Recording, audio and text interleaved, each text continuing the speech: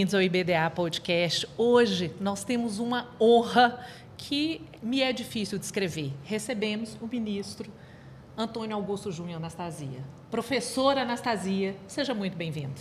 Muito obrigado, professora Raquel. É uma honra estar aqui participando desse podcast do IBDA, que para mim, de fato, é um orgulho e fico muito feliz que o IBDA está tão modernizado que agora temos até esse veículo tão importante de comunicação. Parabéns.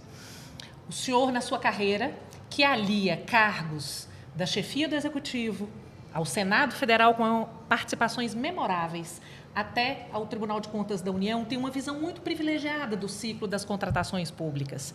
Considerando essa experiência ampla, analisando a 14.133, que só foi aprovada em razão da sua atividade como membro do Senado, quais são os riscos e oportunidades que o senhor identifica na nova lei de licitação de uma forma resumida e objetiva, como lhe é peculiar? Tem que ser resumido mesmo, porque a lei é uma lei de 200 artigos. Mas eu diria, professora Raquel, que basicamente a lei 14.103, ela tem 3 ideias força. A ideia de planejamento, a ideia de governança e parceria com o setor privado. Vou resumi-las. Planejamento. Nós não podemos gastar o que o Brasil gasta, 15%, 16% do PIB em compras públicas, se nós não tivermos um planejamento adequado. Se eu, como cidadão, for no supermercado para fazer compras e não tem uma lista de compras, eu vou ser atraído por quê? Pela beleza dos produtos, pelo paladar. Eu não tenho, em vez de comprar arroz e feijão, eu vou comprar biscoito, não é verdade? Isso é humano. A administração pública é a mesma coisa. A administração pública tem de ter um planejamento, pensar direitinho como comprar, o que comprar e para comprar melhor. Além do planejamento, governança, ou seja, a estrutura administrativa tem que estar preparada de modo a que ela funcione bem, não pode ser improvisada. E, por fim, a parceria com o setor privado. Na licitação, o setor privado é fundamental, ele é chamado para contratar. Não pode haver desconfiança mútua, não pode haver litígio. Então, nós devemos reduzir os litígios para dar segurança jurídica, para atrair o parceiro privado a oferecer produtos de qualidade a bom preço. Ministro, o senhor relatou a PEC do Orçamento da Guerra num dos momentos mais desafiadores do país, que foi o da pandemia.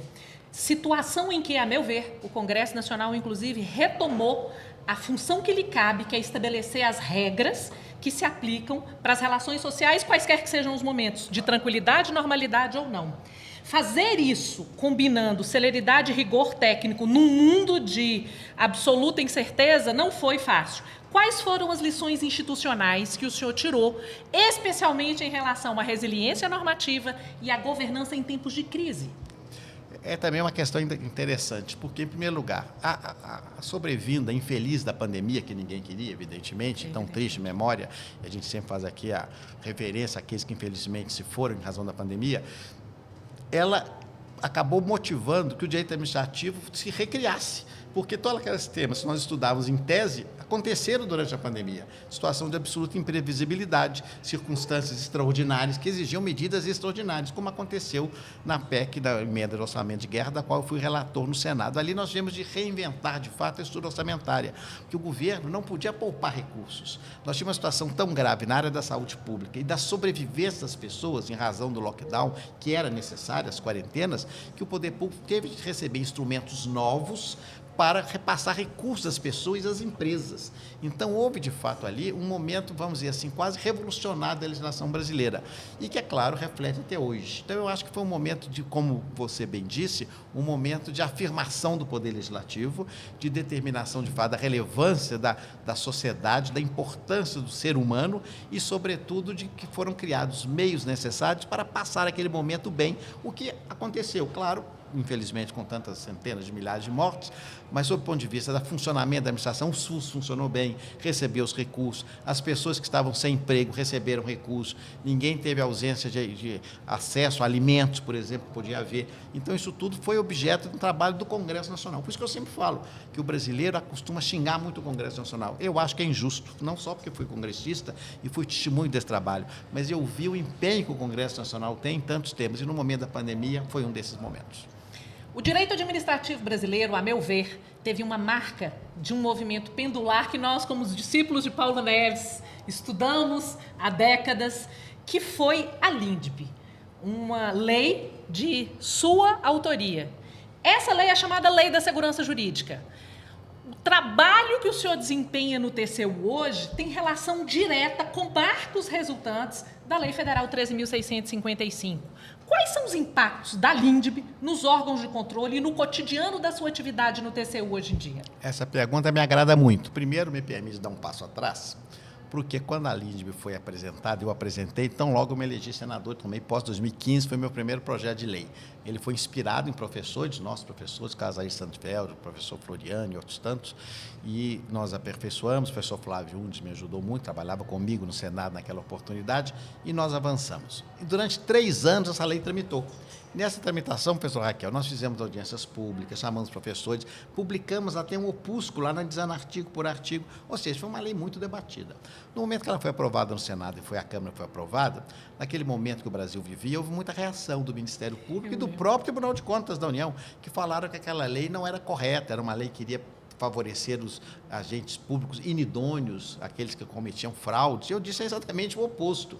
E eu fui ao Tribunal de Contas como senador da União, fui muito bem recebido pelos senhores ministros, e eles ponderavam das dificuldades que teriam na aplicação da lei, especialmente na questão da comprovação das circunstâncias do gestor.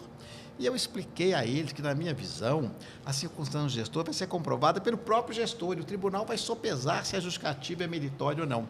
E depois eu fui, por um acaso, ao Tribunal de Contas como integrante daquela corte e tenho a felicidade de ver a LINDB sendo aplicada em todas as sessões. A LINDB é evocada e aplicada pelos ministros, porque ela, de fato, é que garante o ambiente de segurança jurídica. Imagina um gestor público hoje, no município pequeno e médio, que vai tomar assinatura e ele não tem uma assessoria jurídica. Ele não assina, ele tem medo, porque é o CPF dele que vai ser chamado depois. Nós estamos falando aqui a alunos de todo o Brasil, que vão ser gestores públicos no futuro. A recomendação que eu sempre dou é essa: temos que ter cautela. Por isso é importante o planejamento. Você tem de tomar tempo antevendo o que vai acontecer com a sua matriz de risco e fazendo justificativas, motivação, comprovando aquilo tudo bem claro. Então, a LINDB está sendo aplicada muito bem pelos órgãos de controle e pelo Poder Judiciário. Claro que nós vamos adensando. A questão do erro grosseiro, por exemplo, é um tema muito discutido, porque é de difícil identificação, a questão do homem médio, como se identifica o homem médio. Claro que aos poucos avançamos, mas vou lhe dar um exemplo agora muito virtuoso. O tribunal, aplicando a LINDB, já excluiu a penalidade de multa para aquele agente que age com a culpa simples. Antigamente ele era multado, agiu com culpa, houve dano, multa e ressarcimento. Então excluiu a multa. Mas havia o ressarcimento, muitas vezes maior que a multa, porque houve dano, ele agiu com culpa, mas ele deu dano. Agora o tribunal entendeu, num acórdão recente 1460, relatoria do ministro Bruno Dantas, que não. Que não é preciso haver mais o ressarcimento nesse caso. Isso é uma revolução. Por quê? Porque demonstra que a pessoa que está agindo de boa fé, com bom senso, ainda que erre, ele não pode ser responsabilizado.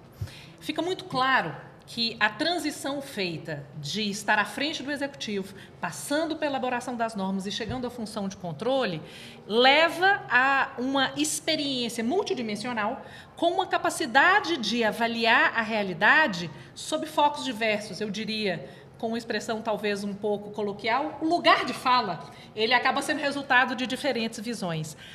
Como que a transição para o TCU se dá, levando toda essa experiência para o ministro que decide a respeito das regularidades das contas públicas? Veja, pessoal, eu acho que Deus me protegeu, eu tenho a oportunidade de agradecer muitas oportunidades que tive. Primeiro, como nós tivemos uma pessoa espetacular, extraordinária, como nosso mentor intelectual e até pessoal, o professor Paulo Neves Carvalho, que nos imbuiu o espírito da vocação do serviço público, da administração pública, o gosto pelo Estado, não do Estado totalitário, o Estado ditatorial, ao contrário, o Estado que auxilia a sociedade e que dá resultados, que eu sempre insisto nisso. Então, esse é um ponto que me ajudou muito durante a minha trajetória no Executivo, que foi o maior tempo da minha carreira, sempre buscando resultados, e uma frase bem mineira que eu gosto muito: pão, pão, queijo, queijo. Ou seja, não é muita teoria. E nesse ponto eu pareço com o professor Paulo Neves, porque eu me lembro de resolvendo os problemas, ele dizia: Anastasia, não adianta a gente ficar na teoria, vamos resolver o problema concreto, porque a pessoa está lá precisando de escola, é da ponte, é do emprego, é de proteger a floresta. Então eu sou desse estilo. Quando fui para o Senado, eu consegui também ali, juntamente com os meus pares senadores, apresentar projetos, ser relator de vários programas importantes e aprovar até emenda constitucional de minha autoria, também com essa vertente muito técnica. E agora, na fase vamos dizer, final da minha carreira, no Tribunal de Contas da União, eu tenho a oportunidade, por isso eu me considero muito privilegiado, de continuar aplicando aquilo que eu aprendi lá atrás com o professor Paulo Neves e com vários outros professores, que tive experiência no executivo, de ver que é difícil, que o executivo com boa vontade, com boa fé, bem intencionado, mas tem dificuldade, ele não tem flexibilidade, como eu mencionei na palestra. E depois nós passamos a ter, então, qual é que é o passo necessário? Ele vai ter a necessidade de ter a comprovação disso através do controle. Então, quando eu caí no controle, eu falei, não é bem assim. Porque muitas vezes o órgão de controle é muito técnico, muito preparado, mas não tem a vivência. E não tem ali, vamos dizer, aquela, vou usar uma palavra de futebol, me desculpe, a manha da administração. Porque a administração pública a gente percebe e você vê quem é desonesto. A ele, todas as penalidades. Mas aquele, coitado, que existe muito, especialmente em Minas, 853 municípios, que decide, bem intencionado, ele não pode ser punido, ele tem que ser orientado. Então, é essa experiência que eu levei e percebo que outros colegas também têm essa mesma experiência. O ambiente hoje no tribunal tem essa nova vertente. Essa experiência, analisando o que vem pela frente, e aí eu costumo usar a expressão, o anteprojeto de reforma administrativa, porque ainda não é uma PEC. É o início da discussão, com a possibilidade de uma estabilidade a termo. Eu queria saber o que é que o senhor pensa a respeito, basicamente, da ideia de um governo digital que vem na PEC da reforma administrativa, na futura PEC, e o que o senhor pensa a respeito das transformações relativas às regras novas de servidor público, desde um concurso que daria a possibilidade do exercício de um mandato de 10 anos a um servidor efetivo e que se torne estável, até um sem número de regras proibitivas com vedações expressas elevadas ao texto constitucional. Bem, em primeiro lugar, o governo digital já existe. Claro que ele tem de ser estimulado, fomentado. Agora, eu tenho uma preocupação muito grande no governo digital, professora Raquel. O tribunal tem apontado isso, que é a falta de inclusão digital de pessoas de diversas categorias. Esperava escutar isso do senhor. Isso é grave. O tribunal tem alertado sobre isso, não fazendo esse trabalho, porque muitas pessoas, quando eu falo a falta de inclusão, não é acesso à internet, ele tem acesso, mas ele não tem o conhecimento. E eu falo aqui com muita humildade, tranquilidade, e eu próprio, quando vou tratar no EGOV, tenho dificuldades, porque o sistema sai do ar, não está compatível, aquilo é difícil. Então, se eu que tenho acesso à informação e tenho a posição que tenho dificuldade, imagina uma dona de casa no interior que tem de fazer o pagamento de uma empregada doméstica que era obrigada a fazer pelo ESEGOV. É muito difícil. Então, isso nós temos que tomar essa cautela. Agora, claro, é uma realidade, nós não vamos fechar os olhos, porque isso é irreversível. Então, é o primeiro ponto. Na questão dos servidores, essa ideia de reforma do Estado, primeiro, felizmente, ela mantém a estabilidade. Eu defendo a estabilidade no serviço público, sempre defendi, é a minha posição pessoal. A sua obra inicial, à luz do Paulo Neves sobre servidor público... Defende a estabilidade. O regime jurídico, a sua função clássica é a estabilidade para dar garantia ao gestor e à própria administração. Sim. A inovação qual é? Primeiro, criar essa estabilidade a termo.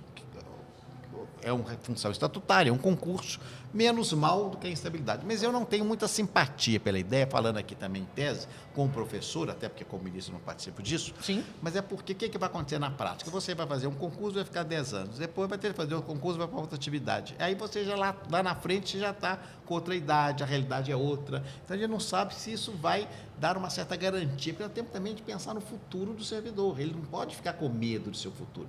A Previdência mudou completamente. Hoje a Previdência já é regime geral, não é como no meu tempo, que o regime é um regime próprio, com mais garantias. Então, isso tem de ser analisado com muita cautela. Talvez para algumas funções que, de fato, não exijam essas carreiras mais longas. Não será para professor, nem para médico, talvez para atividades que sejam mais sazonais mesmo. Então, é a primeira hipótese. A questão do rol de direitos, das vedações elevadas ao status constitucional, é uma questão, uma faca de dois gumes, como se diz. Por quê? Por um lado, de fato, nós temos abusos, isso ninguém nega, né? Está em todos os jornais, todos os dias, nós temos situações que são indefensáveis, e, por outro lado, nós temos que reconhecer que o servidor público correto, eu sempre parto do pressuposto que eu estou falando da pessoa correta, de boa fé, ele tem de ter uma dignidade. Ele tem que ter uma dignidade. Ele não vai ficar rico no serviço público. O professor Paulo Neves nos ensinava lá atrás. No serviço público, você sendo correto, você vai ter uma vida confortável. Mas não, se quer rico, vai advogar, vai ser empresário. Então, mas por outro lado também você não pode ficar numa situação que a carreira não seja atrativa e que você vai ser expulso dela. Então, sopesar esses dois pontos é que é muito relevante. E existe entre nós, infelizmente, muitas vezes, uma resistência a achar que o servidor público mereça ganhar um salário compatível com o mercado, que eu acho muitas vezes necessário. O exemplo que eu dou, o ministro da Economia, da Fazenda do Brasil ganha R$40 mil bruto. É muito pouco. Por quê? Numa empresa. O ministro da Fazenda do Brasil. Quer dizer, imagina a situação se ele fosse diretor administrativo de uma empresa pequena, é 200, 300, 400 mil. Não estou dizendo que ele deve ganhar isso, mas é uma realidade que nós temos de discutir. Em Singapura, que é um exemplo de administração pública no mundo, nós sabemos que os gestores públicos são reconhecidos pelo seu mérito e têm salários de mercado. Talvez o Brasil não possa pagar isso, mas tem de haver, de fato, um reconhecimento que essa é uma matéria que tem que ser debatida. Não pode ser só com proibições, nem com privilégios. A vertente correta, o bom senso, a virtude está sempre no meio. Ministro, a última pergunta. Com uma vida devotada à administração pública, se tivesse de deixar numa frase, em poucas palavras, em poucas frases, uma lição, o núcleo duro do direito fundamental de um administrativista por vocação, qual seria? O núcleo duro vai desdobrar algumas palavras. Primeiro, paciência. A paciência é fundamental para você estar na administração pública. Se você for impaciente, você não planeja, você não consegue fazer governança, você não tem serenidade para decidir. Então, você tem de paciente. O afobado, o apressado, o acelerado, normalmente se dá mal na administração pública. Então, tem de ser paciente. Vou ouvir isso 3 vezes por dia. Pois pode ouvir que tem de ser, na administração pública você tem de ter paciência, tem de ter equilíbrio, porque a administração pública não é uma atividade individual, é uma atividade coletiva, é sempre uma equipe, é sempre um time. Se você não tiver equilíbrio, você for uma pessoa que instabiliza a sua equipe, você vai prejudicar aquela equipe e vai acabar sendo excluído. Então, você tem de ter uma personalidade, que seja uma personalidade amena, cordata, cortês, claro, com firmeza, mas com urbanidade, que é muito importante. A pessoa tem de ser urbana, tem de se tratar com civilidade, com educação. Por isso, acho que isso é muito importante também. Então, eu, pelo menos, tentei a minha vida toda, nos cargos que exerci, sempre tratar bem as pessoas, com respeito, ouvir opiniões contrárias, receber as críticas bem e sabendo que o governo é isso. O governo nunca resolve todos os problemas. Mas o mais importante, o núcleo duro, é ter a consciência tranquila que sempre tentou fazer o melhor. Professor Anastasia, muito antes de ministro ilustre, muito obrigada por sua presença. Eu que agradeço, Raquel. Parabéns pelo esse podcast, pelas iniciativas do IBDA e sua. Muito obrigado. Não percam a oportunidade de ouvir pessoas que, com a sua vida, trazem lições, partilham experiências e nos colocam a pensar. O que a gente precisa é de gente devotado à melhoria da administração pública brasileira para que os cidadãos tenham melhor condição de existência. Assista ao próximo episódio do IBDA Podcast. Muito obrigada.